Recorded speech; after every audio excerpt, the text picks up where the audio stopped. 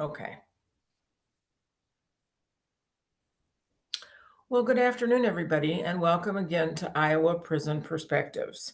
I'm Sue Hutchins, and this channel is dedicated to you, the public, learning about what it's like in prison and what it's like for family members when someone that they love is in prison, and also what it's like when people return from prison. This particular channel is sponsored by several different organizations that I'm a part of. It's a collaboration between Living Beyond the Bars of Iowa, Restoring Iowa Citizens, the Iowa Justice Action Network, and Iowa Cure. And once again, I'm Sue Hutchins, and I would love to hear from you. I would love to hear if you agree with what I'm doing, if you don't agree with what I'm doing, what you think about the interview, if you have any questions. And I can be reached at iowaprisonperspectives@gmail.com. And that's iaprisonperspectives@gmail.com. And once again, we have someone that has been willing to tell his story about how he got to prison and what it was like in prison and what reentry has been like, and also what it was like for and is like for his family members and his loved ones. His name is James, and so I'm going to turn it over to him and let him introduce himself to you, and then we will just have a bit of a conversation for the next hour or so about what prison has been like in his life and for his family. So, James, it's all yours. All right, thank you, Sue. Yeah, as she said, I am James.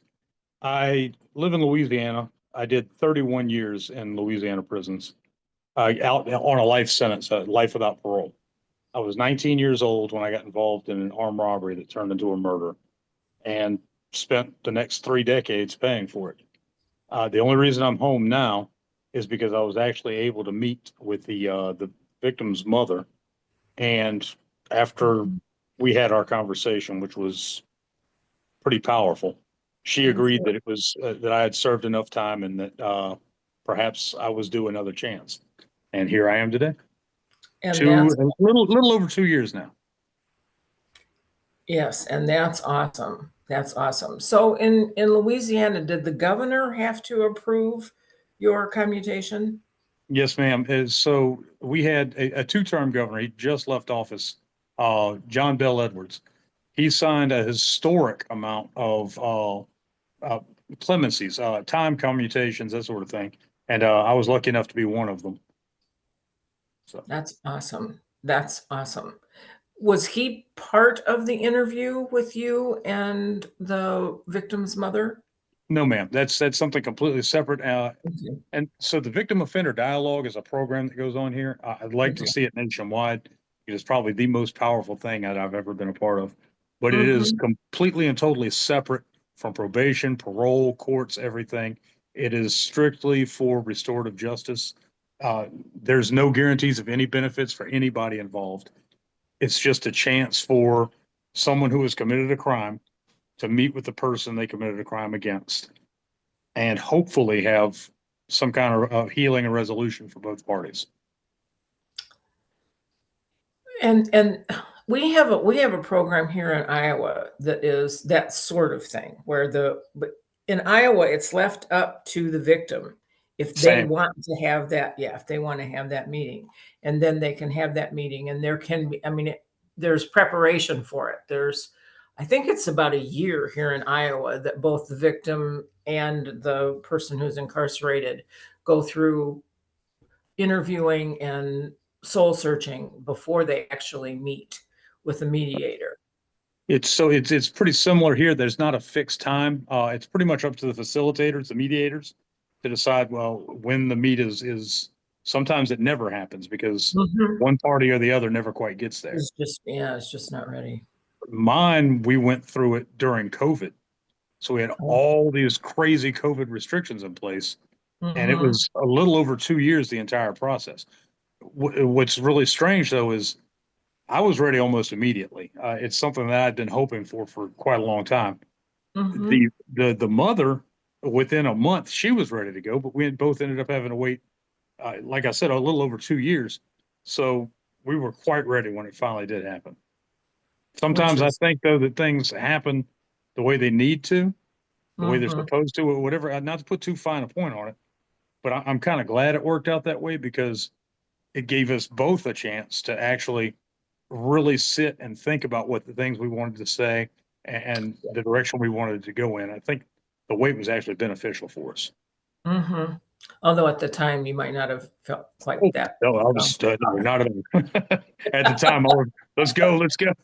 let's go, let's get this, I wanna Yeah, go, I wanna go and see what happens. yeah. Yes. So they call and it sounds like in Louisiana, the term is clemency. Here in Yes, Iowa, yes, yeah, here in Iowa, the term is commutation, which is this, I mean, basically the same thing. right. Yeah, At least the way it I works received here. a sentence I went from life without parole to a series sentence of 60 years, and because Mhm, I was under the old Good Time Act, I only mhm. had to do half my time. I'd already served 31, so here I am. Yes, yes, yep, yes. It sounds like that, I mean, what we have in Iowa is we have juveniles, and I'm sure you do in Louisiana too, where juveniles who have been sentenced to life without the possibility can get a number, so then they can at least get a chance to see the parole board. Here in Yes, Iowa, life means life, and they don't have a second chance. Even if they go through that program, the reconciliation program, that doesn't affect their ability to get out. It's just a healing process for both the family member or whoever the victim's family or what loved ones happen to be, and the person who committed the crime. yeah, it's the So same here as far as life without parole. yeah. Life means life here. In fact, there's still guys that are in prison they went to jail before I was even born. I'm 52. So, Mhm. yep, life means life. It's the other death penalty is what we call it. Exactly. Yeah, we call it death by incarceration Yeah. here in Iowa. We don't have a death penalty, we have death by incarceration. So it's really not even fair to say we don't have a death penalty. We haven't had anybody commuted in Iowa for 40 some years. Yeah, Yep. yeah. So can you tell me a little bit about what prison was like for you? What you did with your time when you were incarcerated? When people say what prison was like for you, it's kind of a hard one for me to answer because prison was my world. I was 19 when I went in, and I Mhm. spent 31 years. So the majority of my life has been inside. That's where And you grew up. so I don't really know how to tell somebody what it was like because it was just my life. Mhm. There were absolutely things that I had to adjust to. And to be honest with you, for like the last 3 or 4 years that I was inside, I kept telling myself that I might have a chance to come home. So I started trying to look for the things that I took as normal that people in your shoes that had never been in would see as Mhm. abnormal so that I wouldn't do those things when I came home. When I Can you try to give describe it, some examples of that? Of what you thought was normal inside that you didn't wanna do out here? so you may have heard that the respect thing in prison is huge. Mhm. If you disrespect me, and I started to realize that, of course, I had to live by that code too. I had to make sure that I never let Yep. anybody disrespect me or cut in front of me or bump in, that sort of thing. The crazy, Mhm. crazy stuff that we took as normal while I was inside. And I started to tell myself, you know, if I carry this same attitude outside to where people have no clue what this code is that I'm having to live by, I'm going to be the weird one. I'm going to be the outsider, and I'm going to end up my ass up back in prison. I definitely Mhm. did not want that. So what I started doing is try. I've heard it said, do not attribute to malice what can be explained by apathy. And so, okay, obviously the average person does not know what I've got going on.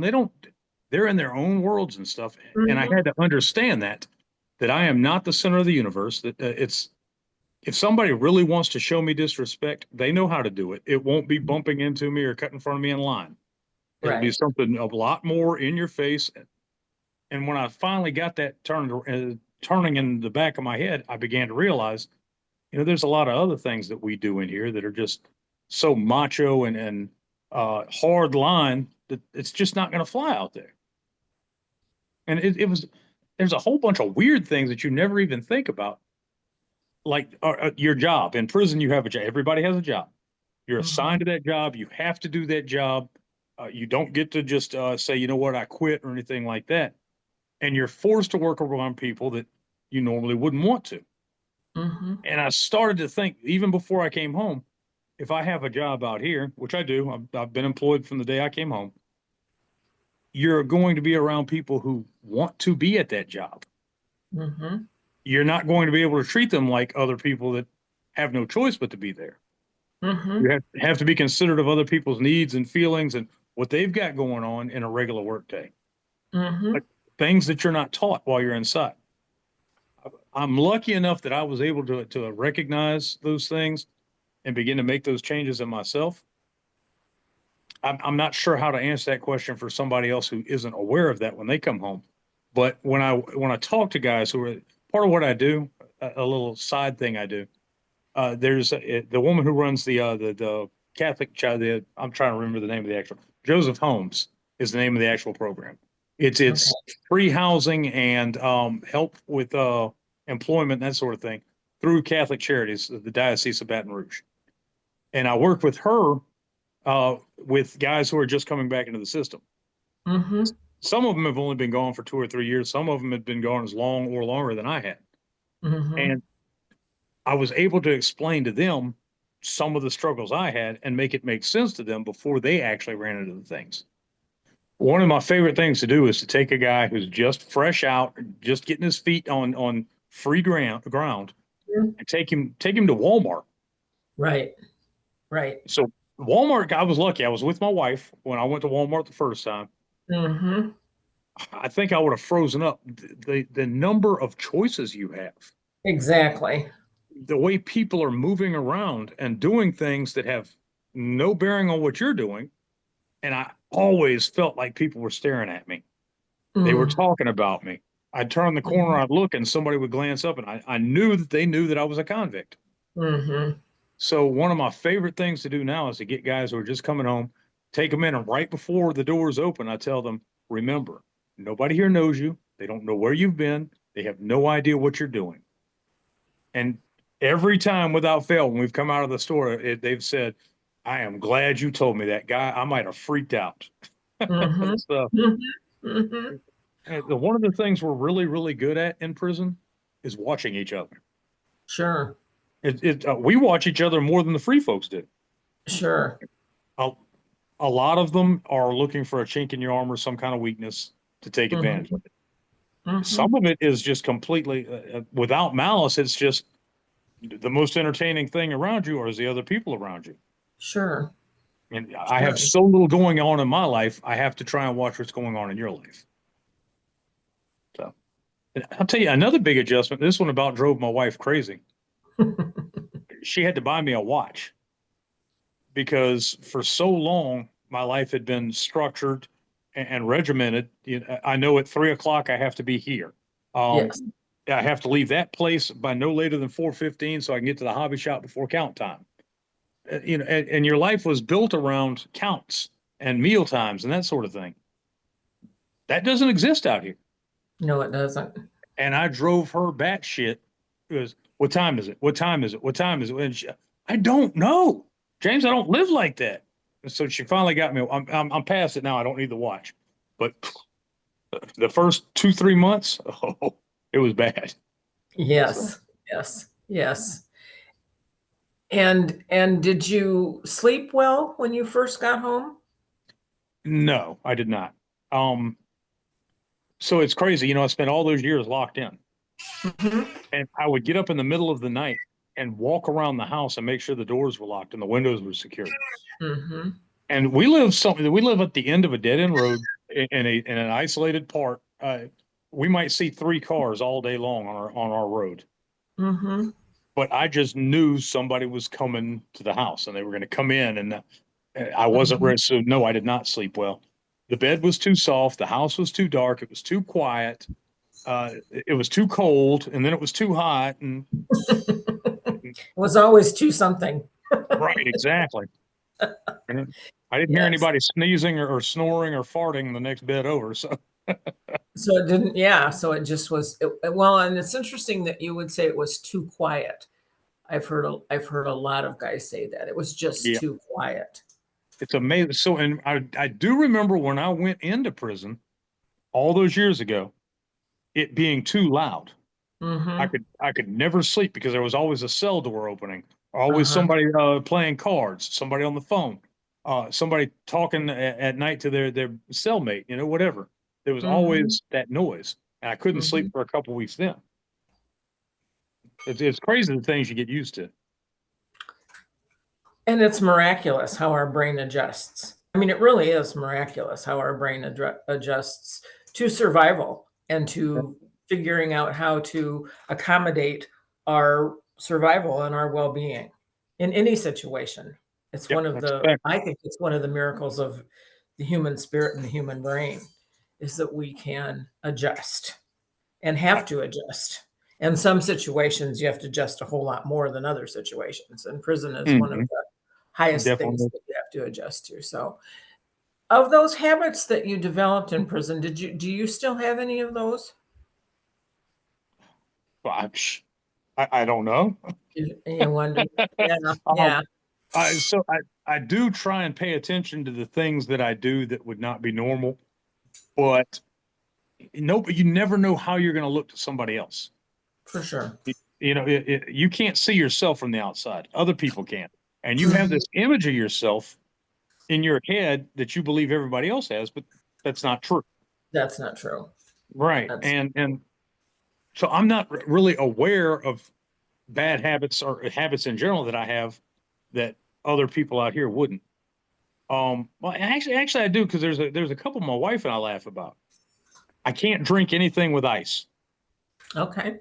Now, I never had ice while I was inside. You know, if you did, Mhm. it was gone before, usually before you could get to it, and so I just learned to Mhm. drink without ice. I can drink my coffee stone cold Mhm. because when I did time in the cell blocks, if you got coffee, it was stone cold by the time it got to you. Mhm. I don't use salt. I don't use a lot of seasoning.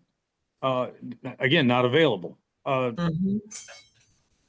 Those are the only ones I can really think of, and it's usually minor stuff that when you say it, and other people look at you like, really, Because they have no comprehension.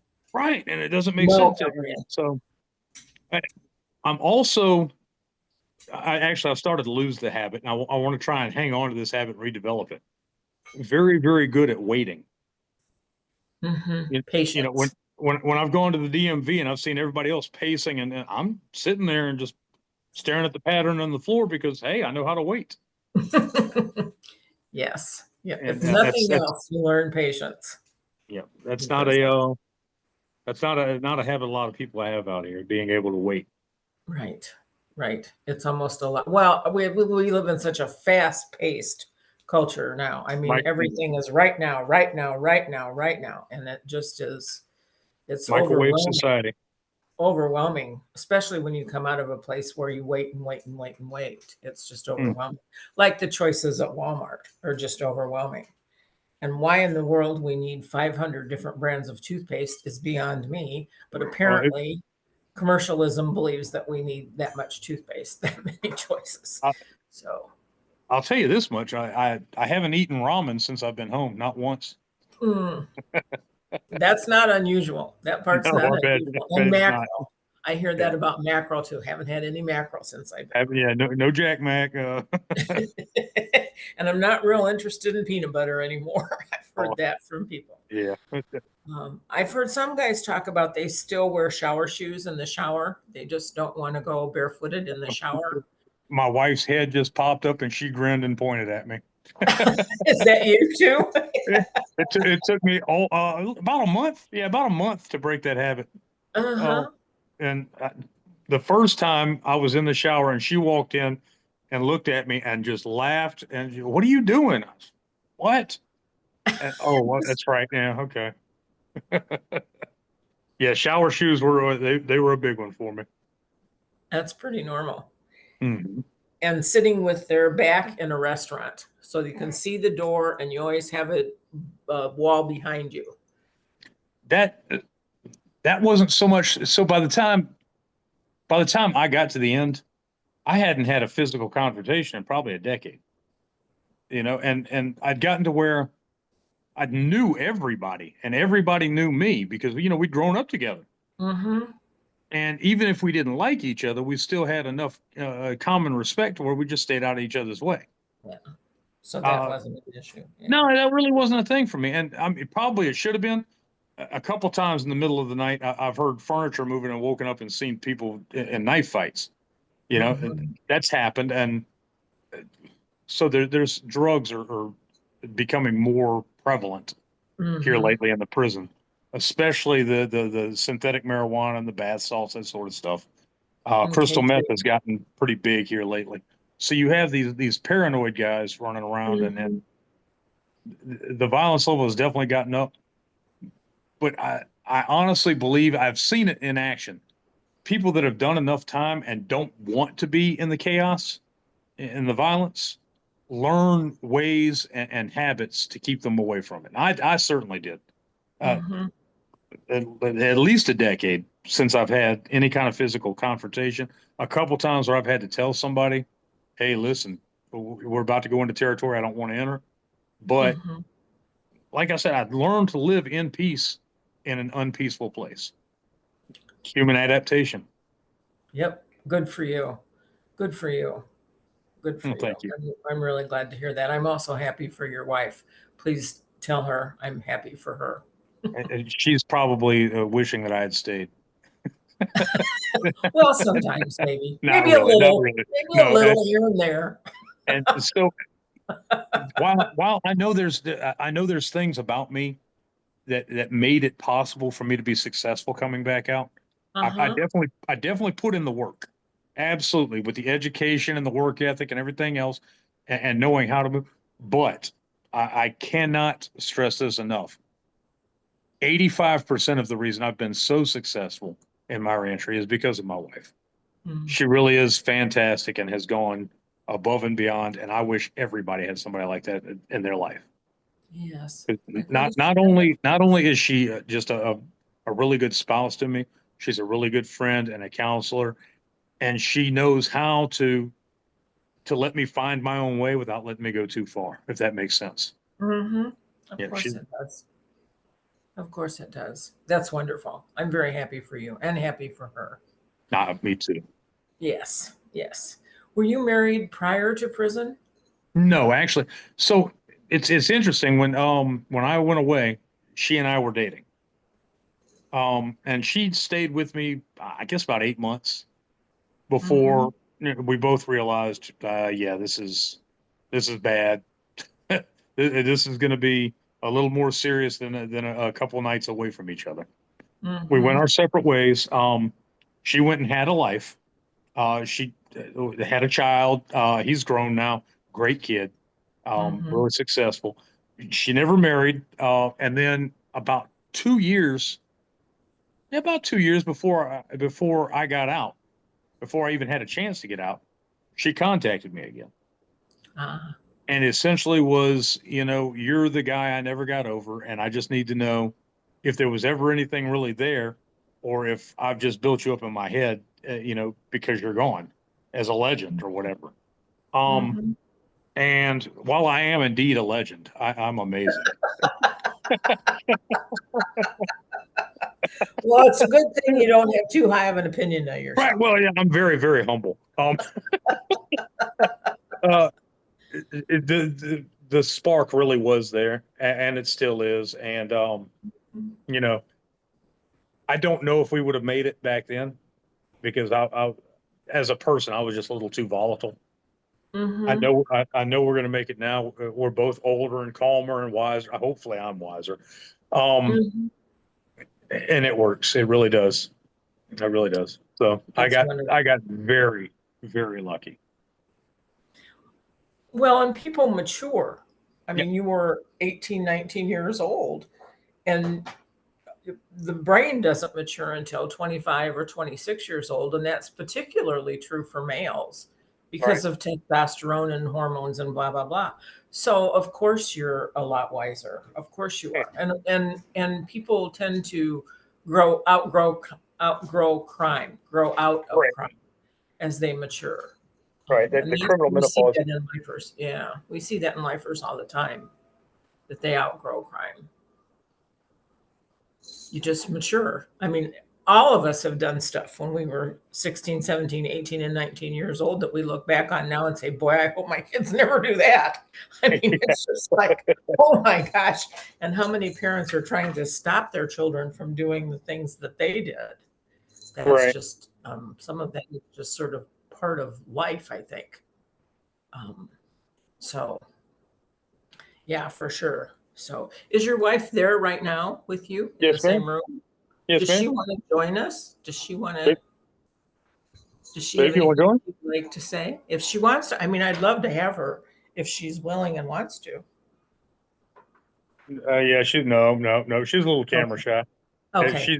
She's definitely not. So I'm the extrovert. Okay. I don't know if that That's came fine. across. Yeah. Yeah. A She, little. yeah, she's the opposite that I'm attracted to. Okay. Okay. I just wanted her to be invited and to know that she's Mhm. more than welcome if she would like to say anything. Yep, So, baby, if you change your mind, let me know, okay? yeah. She said, okay. Okay. Okay. So it sounds like you took some programs when you were in prison. You were talking about education and that sort of thing. What sorts of things did you do I with got your involved in, it took me a little while to figure it out. The Mhm. first 6 or 7 years, I didn't do anything but prison shit. I got in the fights and the stabbings, and I, I was living up to my expectations. Mhm. And then I started to realize, well, there's actually an incident um, that I point to as like my big turning point. Uh, Mhm. I'd gotten in a fight with an officer, and like three of them jumped on me, and they beat me up pretty good. And I Mhm. was still sitting in the cell, handcuffed and everything else, and eyes swollen shut and whatnot. And the one that started the altercation, I got him pretty good. He came walking in front of the cell and was laughing at me and taunting me and everything else. And I said, "Man, it took three of y'all to do this to me. I did that to you by myself while you had help." And he said, "Oh yeah? Well, guess what? I'm going home tonight to eat a steak and have sex with my wife, and you're going to be sitting in that cell." Mhm. Ow, ow. Yeah, Mhm. that one hurt. And Mhm. I had another 90 days to lay back there and think about what he had said. Mhm. And it began to turn in here and realize, if I keep doing the things that I'm doing, I'm going to keep getting the results that I've gotten. Right. And I looked around at the other guys that were like not in trouble and the things they were doing. I started to realize if I ever want to get out of here, I'm going to have to start doing those things. And Mhm. so I did. As soon as I got out of the cell block on that one, which took a while, but when I got out of the cell block, I started getting involved in programs. It was not an overnight transformation. Nobody waved a magic wand and I became an awesome guy. Um, there were a lot of stumbles and falls along the way, but Mhm. each time I got a little bit better and the lessons took a little bit more hold in my brain. Um, I took just about everything. I went to church, did the AANA, the typical Mhm. ones you know about. The two that I think really made the biggest difference for me, though, Mhm. there's a program you may have heard of called Toastmasters. Yes. Okay, it's a public speaking organization, but it's also Yes. a leadership organization. Yes. And that end of things is what really started to open my eyes to things and to my talents. I have talents that I did not realize I ever had. Mhm. I'm I'm a very good, not to toot my own horn, I've been told by enough people that I believe it, a very good public speaker. Um, Mhm. I'm a pretty good leader. Again, Mhm. I've been told by team members and stuff. And I've learned to organize and to take a goal and to get other people to see the goal and the vision I have and to lead them to it. I've gotten really Mhm. good at that. And that was when I realized I didn't have to follow and do the dumb shit that my friends were doing. Mhm. That's when I really started to strike out on a path towards becoming a better person. Yes. The other program, and I don't know if you've ever heard of this. And in fact, I was in the only prison I'd ever heard of it. was the Alternatives to Violence program, AVP. Yes, we had that in Iowa for a number of years. Most of the That is programs in Iowa have been closed down because we had murders at Anamosa a couple years ago, 3 years ago.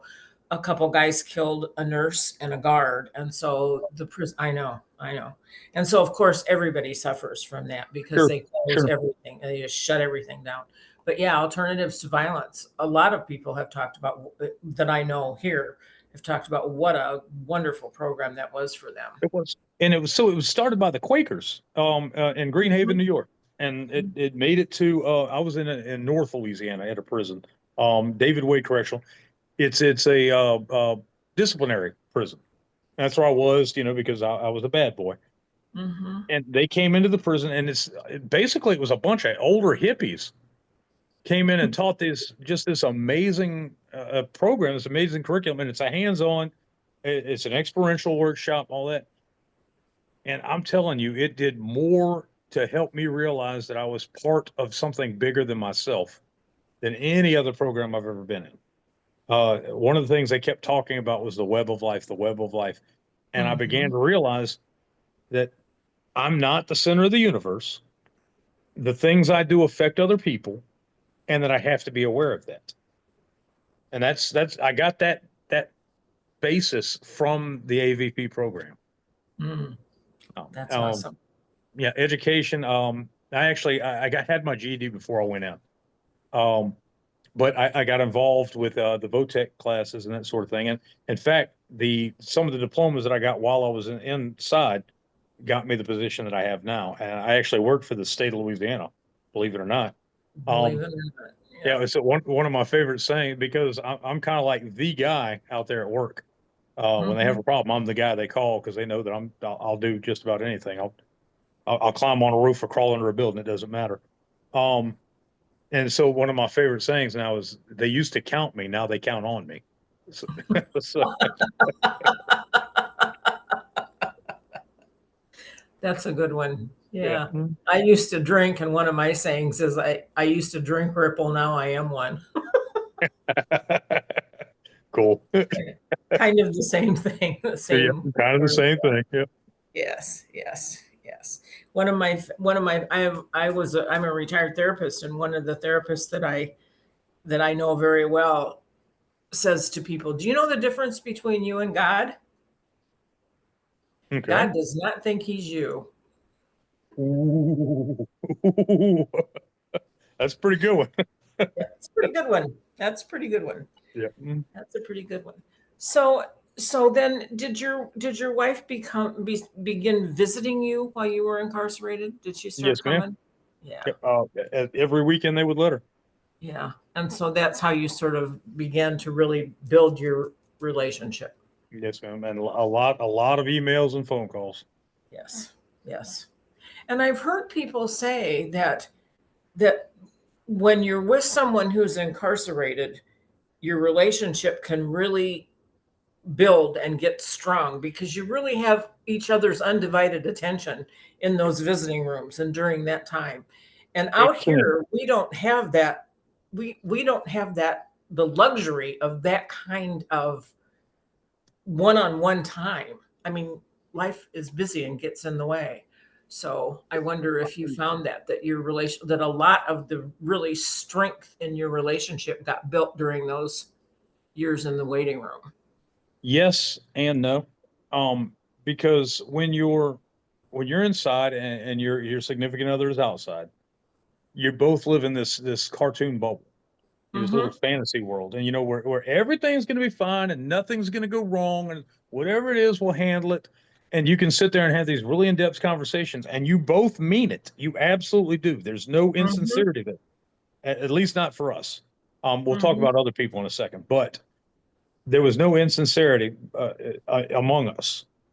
Then you come to the real world, and we have definitely had some bumps in the road. We've Mm-hmm. definitely had some come to Jesus moments, and had to stop and reevaluate and think. But I think that the foundation we built while I was still inside, and because it was sincere, and because we both wanted it to work, we've both Mm-hmm. agreed to compromise and make moves. And to be honest, a lot of times it's me. You know, when we come out of prison, we expect things to be a certain way, and we're used Mm-hmm. to throwing our weight around and making it happen. And you know, if I've got to, I'll meet me behind the building or whatever. And you can't do that, not in a Right. relationship. Right. I'm lucky that I was wise enough to realize that and to place enough value on keeping her in my life to make those necessary changes. Mm-hmm. A lot of people inside, most, I don't want to say most, a lot of people inside are arrogant, Mm-hmm. self included. I was pretty goddamn arrogant. I Sure. like to think I'm a lot less, but most criminals are arrogant. They think Mm-hmm. they're going to get away with it. They think they can make shit happen. Blah, blah. And very few people have ever been actually held accountable for anything. Mm-hmm. So they get into these relationships, and always, I hate seeing the women get burned because it does happen. Sure it does. Men, and I'm sure most of them have noble expectation, noble intentions when they get into these relationships with the women. But then they come home and they have all these other options, all these other routes they can go. And what was so important to them then loses some of its importance. Of course, because life. Yes. Yes, because life. Life happens. And they begin And to there are a realize, lot more choices. yeah, I don't have to live that way anymore. I'm home Right. now. And Right. that translates into, I don't have to stay with this woman because Mm-hmm. there's all these other women out here. Mm-hmm. And I don't know what's out there. And it goes back to the grass is always greener. Sure. And a lot of people will keep chasing the greener grass when they've got a perfectly beautiful lawn in front of them. Mm-hmm. That's Um, totally true. I would Yeah. be I just lying if mean I hadn't. I'm sorry, go the ahead. relationships that do succeed, Hmm. I think that the foundation can often happen in those in the visiting rooms.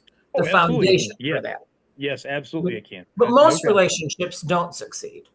So if I honestly believe that if my wife had come back 90 days, 6 months before, that we would not be where we are now. Mm-hmm. I'm pretty sure that we would have lasted a little while and split.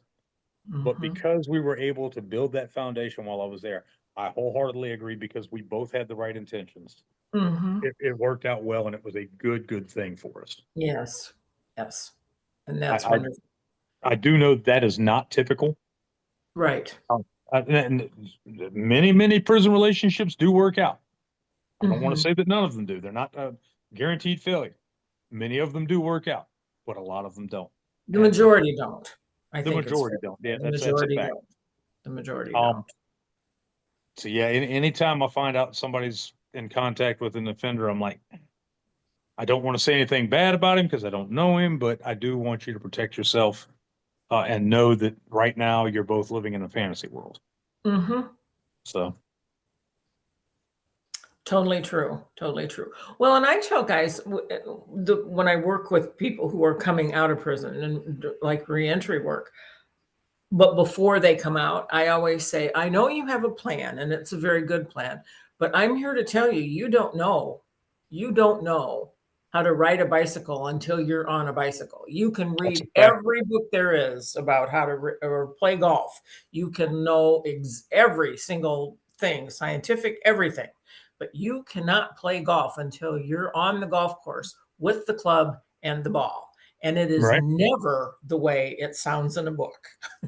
So That's right. you don't know With who my, you're going to be, and it's going to take you a while to find your footing. yeah, And I my favorite. tell the family members the same thing. He doesn't know who he's. I mean, he doesn't, or she doesn't know. That's right. My That's favorite saying on that a quote is from Mike Tyson. He said, hmm "Everybody's got a plan until they get hit."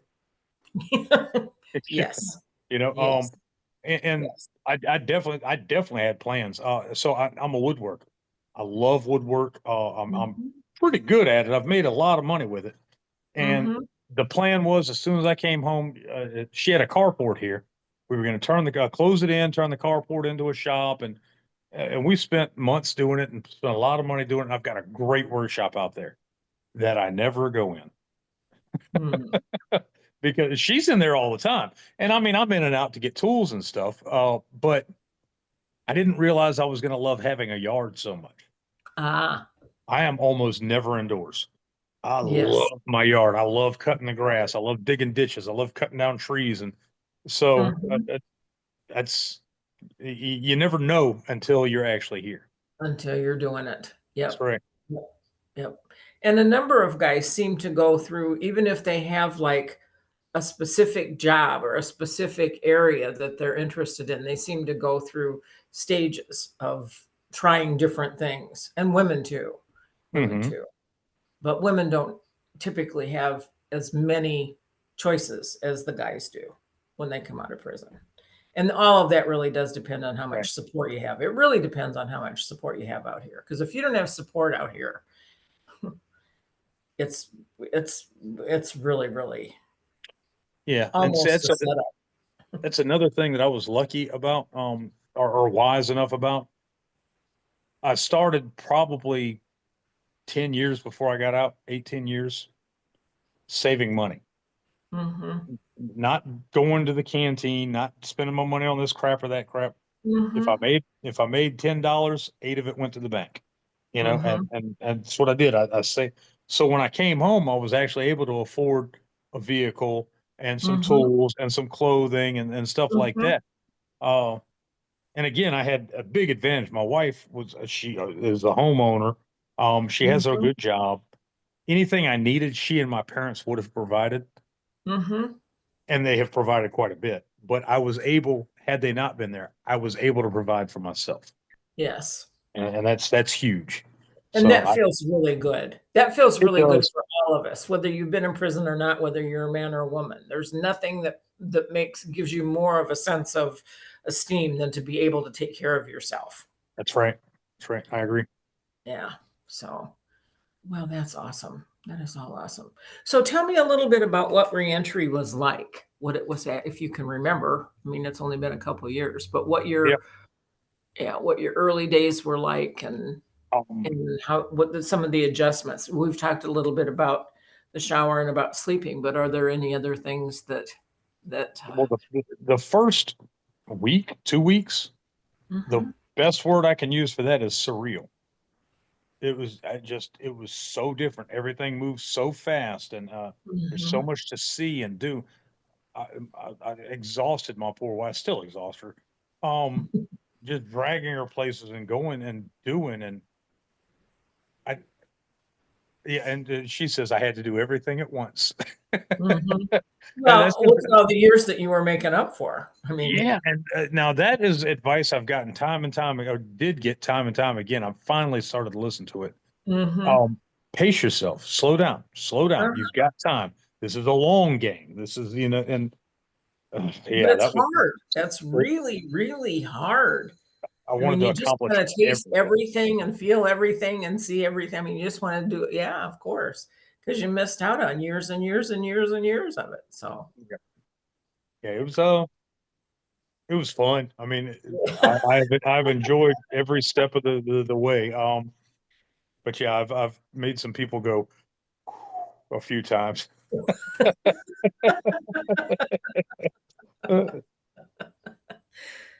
I'm kind of a go go go it guy anyway. I, mhm. so I'm bad ADHD. Unmedicated, have never taken medicine for it.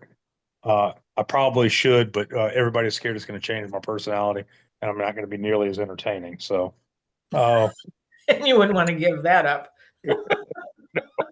um, so I'm go go go go go, and it tends to exhaust people.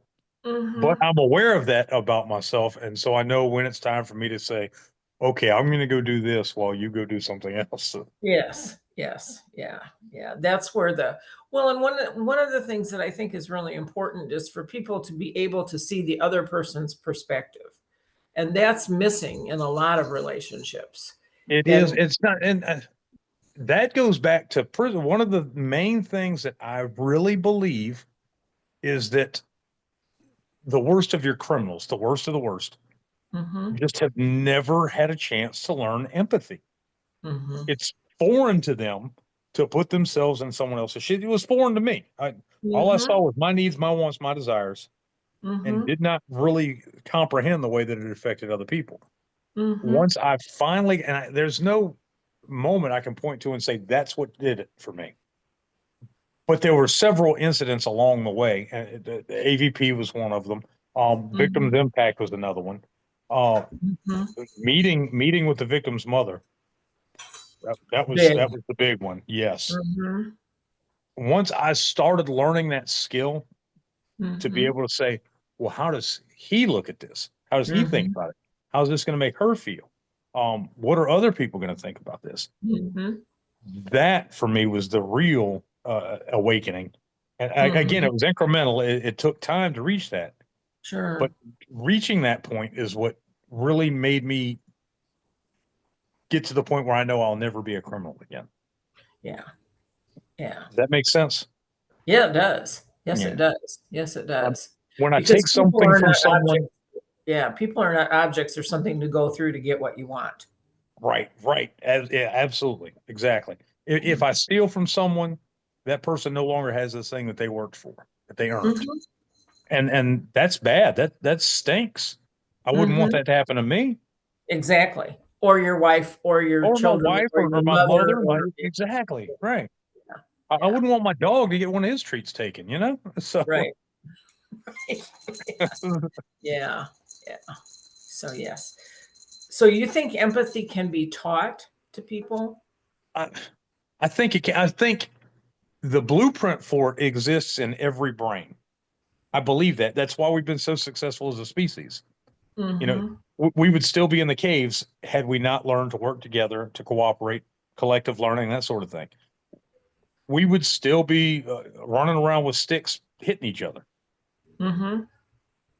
But somewhere along the line, it's been imprinted upon us to care for others, even if it's just an immediate family member, to care for that other person. So the Mm-hmm. blueprint, I believe, is there. It's in our DNA. It's in our brain waves. It's there. So yes, you can be taught to think these ways, a fake it till you make it kind of thing.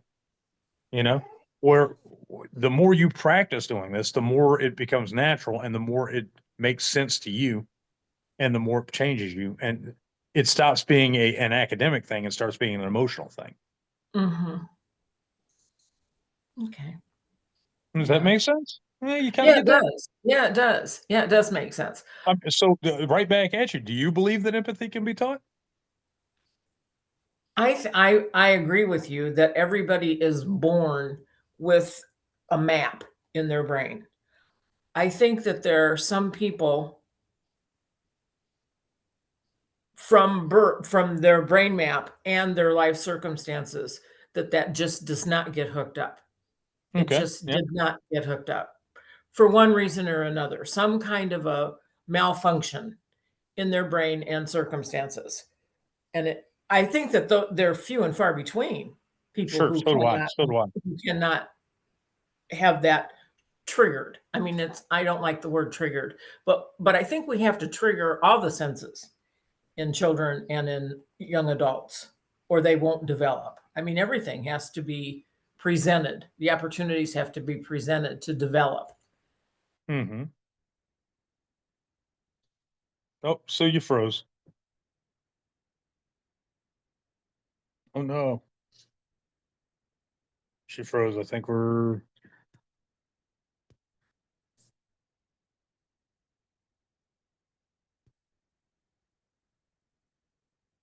may have even been disconnected. So are you there?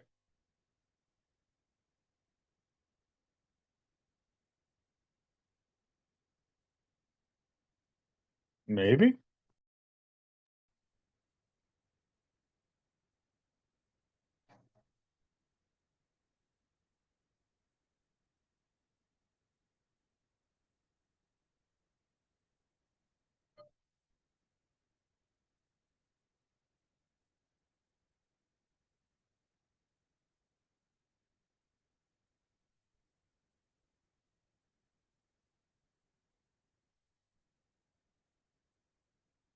I don't know how to do it.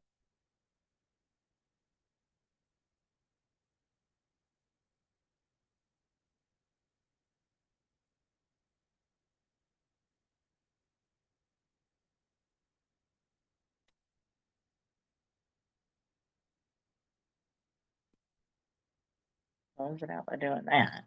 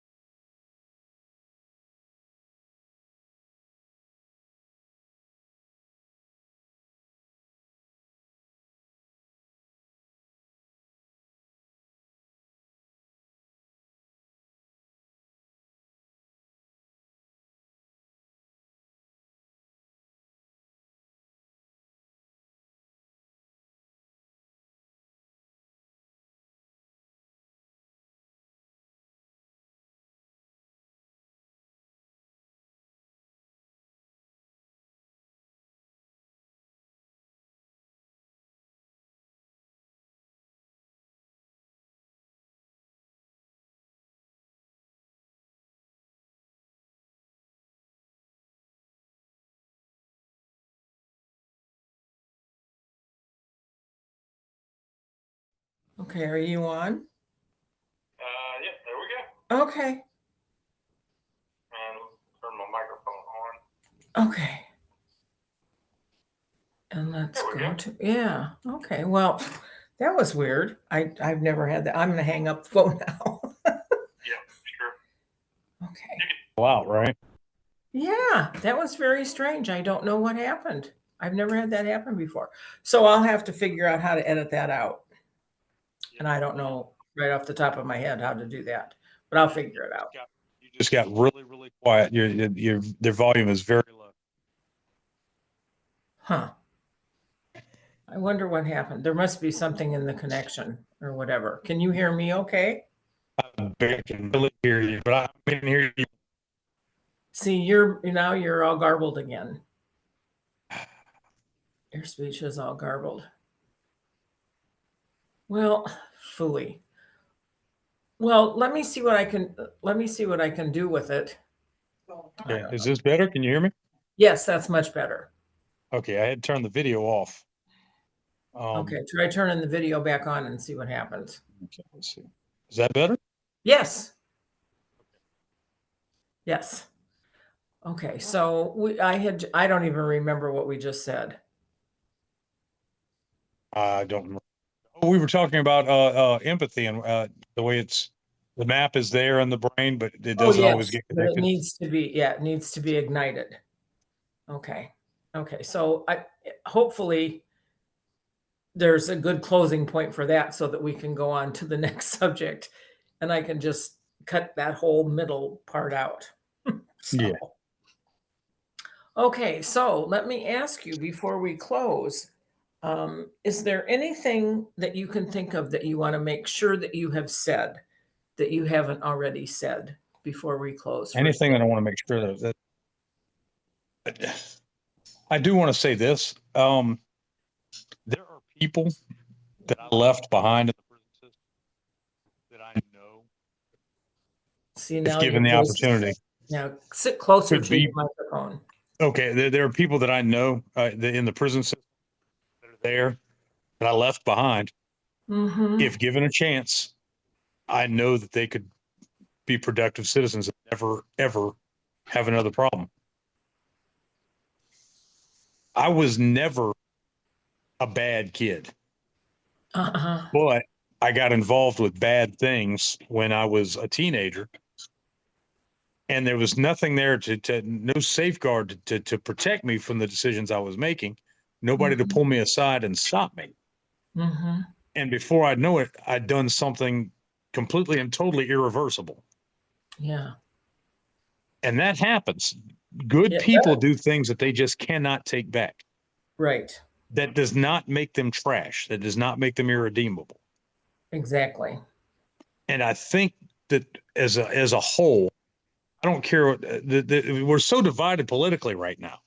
But I Mm-hmm. think that the thing that we can all agree on is that humans are capable of amazing things Mm-hmm. if we give them a chance to do amazing things. Yes, I So, agree.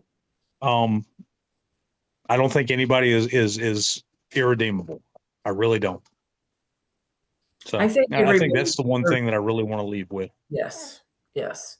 And I'm glad that you did. I'm very glad that you did. I agree. I mean, I agree 100% with that. That's why I do what I do, because I really don't have anyone in prison, or I don't have any personal investment, like a loved one kind of investment. But I certainly do believe everybody deserves a second chance. And that everybody is better than the worst thing they've done, and everybody's worse than the best thing they've done. Stevens says that. Um, Hmm.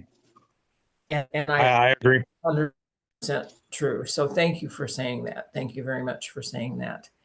And take good care of yourself. And thank you so much for doing this interview. Sue, thank you. Keep up the good work. And thank you for letting me be a part of it. Yes, it's been wonderful. It's been Yep. wonderful. If ever you need me, reach out. Okay. Okay. Okay. Okay. Yep. So we'll say goodbye for now. And once again, I'm Sue Hutchins, and this is Iowa Prison Perspectives. And I do hope that you will contact me, those of you who have viewed this, at iowaprisonperspectives@gmail.com. And that's iaprisonperspectives@gmail.com. The whole reason for this channel is to inform you, the public, of what prison is like and what people who have been in prison are like, and what reentry is like for them. And it gives you the opportunity to actually hear some people who have been incarcerated and hear some family members who have been incarcerated, so that you can make your own decision about how you feel about prison. So, with that, I will say goodbye for today, and I will see you again soon. Thank you very much.